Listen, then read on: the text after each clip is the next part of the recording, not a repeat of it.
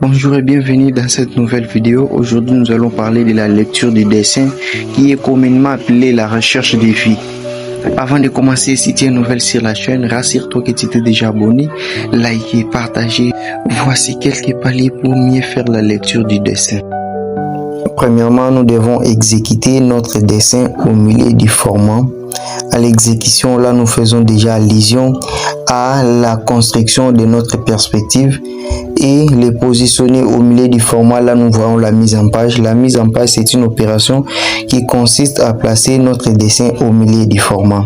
Deuxièmement, nous devons nous positionner devant les dessins pour projeter la première face qui est visible et la face obtenue est appelée vue de face. Troisièmement, les dessinateurs se déplacent autour du dessin pour ressortir les autres vies par rapport à la vue de face.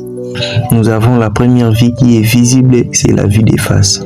Et le dessinateur va se placer au-dessus du dessin pour représenter la vie de dessus. Il va se placer en dessous du dessin pour représenter la vie de dessous. Et il va se placer à gauche pour représenter la vie de gauche. Et en arrière pour représenter la vie d'arrière. À la quatrième position, nous avons l'emplacement du dessin. Pour l'emplacement, nous avons deux méthodes d'emplacement ou de lecture du dessin. Nous avons la méthode américaine et la méthode européenne. Dans la méthode américaine, la vie de dessus va se placer en dessous de la vie de face et la vie de dessous au-dessus de la vie de face.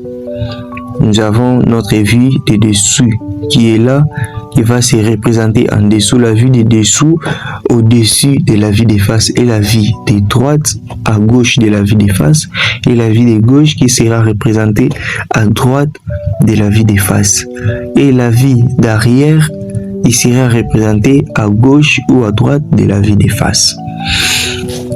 Nous avons encore la méthode européenne. Dans la méthode européenne, la vue de dessus va se placer au-dessus, la vue de dessous en dessous, la vue de gauche à gauche, la vue de droite à droite, la vue d'arrière à gauche ou à droite de la vue de face.